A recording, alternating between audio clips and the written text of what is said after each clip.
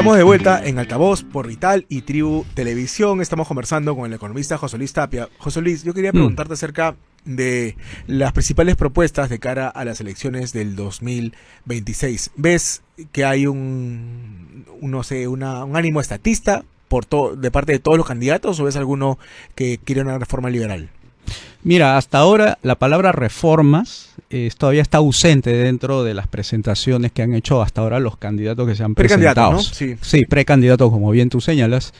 Y cuando aparezca ya en noviembre, se haga público quiénes van a ser los candidatos oficiales y empieza la carrera presidencial, tenemos que escuchar a quienes nos hablan acerca de las reformas. Porque reforma significa rehacer lo que no funciona.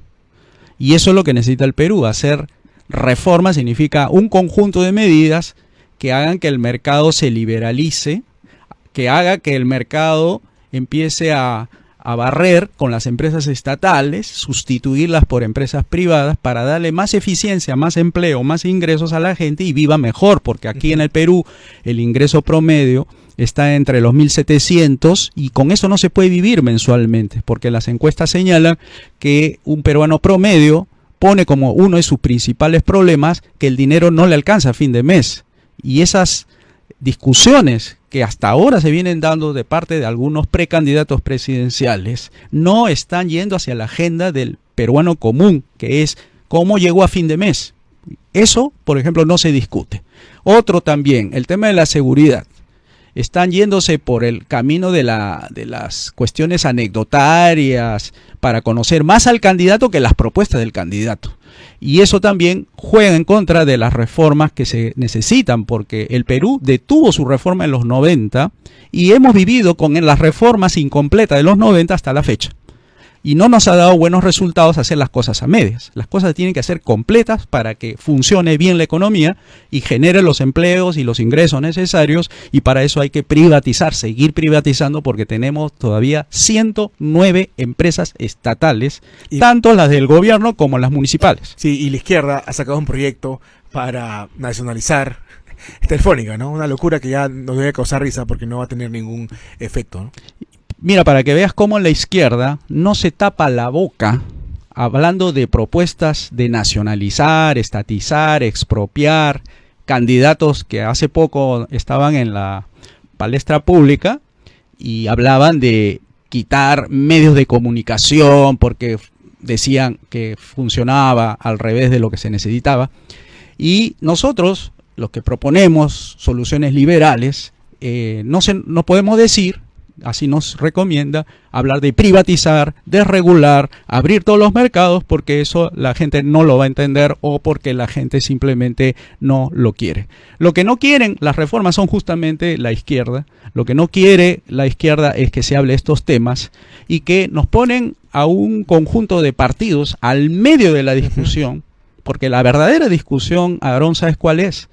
El que se esté discutiendo con el señor Cerrón sobre, él propone la estatización y aquí desde este lado proponemos la privatización. Así es. Esas discusiones no están presentes ahora. Deberían, ¿no? Y los podcasts donde participan muchos candidatos no le hacen preguntas de este tipo. O sea, no están bien informados los que conducen estos podcasts, porque si bien estamos hablando de que hay que conocer al candidato, pero tampoco podemos pasar por alto de que hay problemas urgentes de los fines de mes en el cual tu dinero no alcanza, o que la inseguridad ciudadana, o que la educación se encuentra por los suelos y no se esté discutiendo esos temas, ¿no? Sí, vayamos con las propuestas, porque se supone que los candidatos de derecha deberían tender a políticas liberales, aunque eso en realidad no está ocurriendo. Si bien es cierto, tanto López Aliaga como Batters proponen acabar con esta locura que es Petroperú, este dispendio de $1.000 millones al año. Yo he escuchado una propuesta de mi amigo, el señor Batters, de crear un banco de oro para comprarle a los mineros, como él dice, mal llamados ilegales. ¿Es factible esto?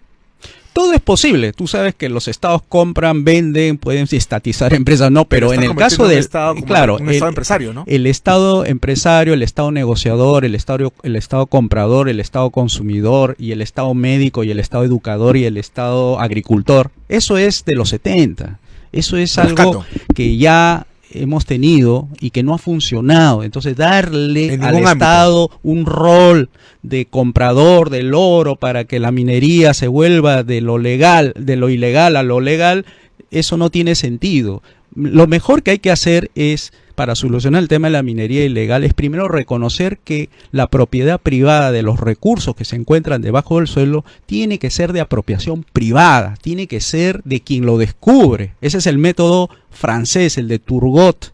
Aquel minero que entra por las canteras y descubre oro es el propietario. Y él se hace millonario. Y él se hace el millonario. Ahora, si esta persona Quiere vender. para salir con el mineral tiene que subir y sacar el mineral, tiene que hablar con el propietario del terreno. Y el Claro. propietario del terreno, sabiendo de que su contribución es darle el espacio debido para que saque el mineral, el descubridor, es donde entra la negociación privada. Ese es el método francés. Ahora, el método anglosajón es Estados Unidos. el de Estados Unidos, del que todo lo que está debajo del suelo es mío.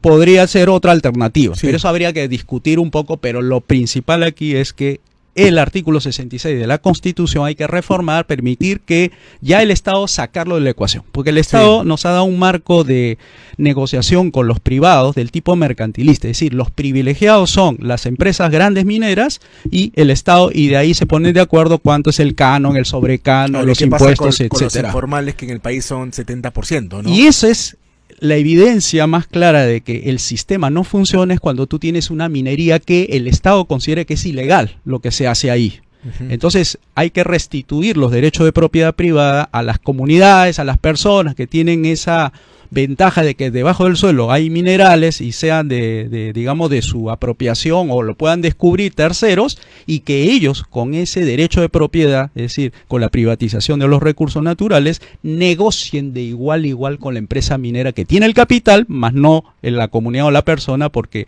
tú sabes que son, digamos, inversiones millonarias, y ahí cambia todo el sistema. Es decir, sacas al Estado, lo empoderas al ciudadano, se hace millonario Ujú. y se hacen ricos todos, porque la empresa también va a explotarlo porque tiene el capital y el otro tiene el mineral. ¿Cómo se combate a la minería, a la informal? Estamos hablando de la informal, pero la ilegal, la que depreda, Hay que ¿esa quitar, con la fuerza? hay ¿o no? que quitarle las causales. Yo estoy de acuerdo con que la minería sea ilegal cuando hay explotación de niños, cuando haya secuestro de personas para que trabajen como esclavos. Eso sí Claro. son causales para declarar ilegal esa actividad. Ujú. Pero tú no puedes declarar ilegal esa actividad cuando dicen que donde se va a explotar va a colisionar con una área protegida natural, cuando sabemos que la solución no pasa por prohibir, sino pasa por hacer de propiedad privada los espacios naturales que deberían estar en manos privadas para que defiendan la naturaleza. Ujú. Y ahí la empresa minera, con el dueño del área natural, pues puede ser varios dueños, no tiene que ser uno,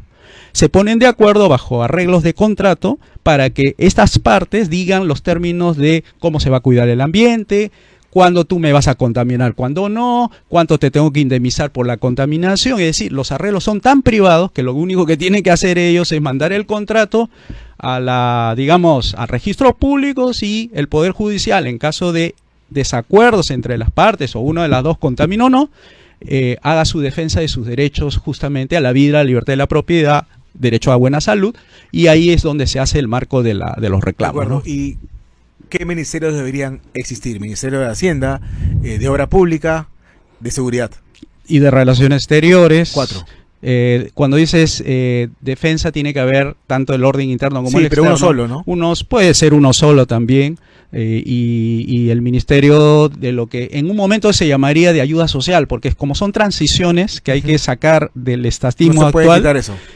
Todavía. o tienes que, digamos, de alguna manera hacer que la educación, la salud todavía llegue en este periodo a lo más pobre, que son los que se perjudican con el actual sistema. Pero a través Entonces, de los vouchers. voucher, privatización, desregulación y abrir todos los mercados, porque entregar voucher y no abrir todos los mercados es lo mismo que nada. Hay Es que el, explicar es que el los vouchers proyecto se de trata de Alejandro Cabero, que quería solamente dar voucher y dejar los colegios como estaban. No, pues. No funciona, no funciona. Hay que explicar a qué trata el sistema de voucher. Se trata de subsidiar a la demanda. Se trata de entregarle un derecho, digamos así, del presupuesto del Ministerio de Educación o del Ministerio de Salud a los más pobres del país, para que estos, con este dinero que le entregan directamente, pero no a su bolsillo, le entrega directamente al colegio, para que el padre de familia diga: yo escojo, no sé, un colegio privado, abra la base de datos, el padre de familia da su DNI y figura en la base de datos porque el Ministerio de Educación o el Ministerio de Salud ha puesto su nombre ahí. Entonces, ok, yo lo matriculo a su hijo, tomo ese dinero que le ha dado el Ministerio de Educación y financio la educación de su hijo con el dinero de los impuestos, ¿no? Y así fomentas la competitividad. Es decir, la oferta va a ser mejor de calidad porque se va a pelear por tener esos vouchers. Porque como las personas van a escoger los colegios, y los colegios van a existir porque la gente lo va a escoger y no porque lo va a imponer el gobierno, entonces se van a tener que esforzar los colegios en dar mejor atención en servicios de enseñanza y también en hospitales, no igual, solamente los vouchers. Exacto, en salud y en educación. Y educación, para ponerlos a competir a todos y no tener pues que esperar una cita cada 3 meses, cada 4 meses, que eso es porque saben que el financiamiento de los hospitales están asegurados, ¿no? Entonces, y a corto plazo se tiene que hacer con Petroperú, con el Salud, quitarle esta parte política. No puede ser designado por el Ministerio de Trabajo el presidente de Salud, pasarlo prácticamente como una entidad privada, ¿no? Porque nosotros pagamos impuestos. Esta entidad es medio privado y medio estatal. Pero debería ser totalmente privada, ¿no? Totalmente privado porque los empleadores son los que financian esa entidad. Sí, entonces claro, tienen que quitar esa ley. Por eso hablamos de eliminar las leyes malas, los liberales clásicos, porque las leyes malas son las que le dan esos privilegios a que sea nombrado pues un presidente de salud por el Estado. Eso no puede ser, eso tiene que ser privado, ¿no? De acuerdo. Muchas gracias, José Luis, por la entrevista. Muchas gracias a ti, Aarón. Muy buen día. Vamos a un breve corte y retornamos en breve.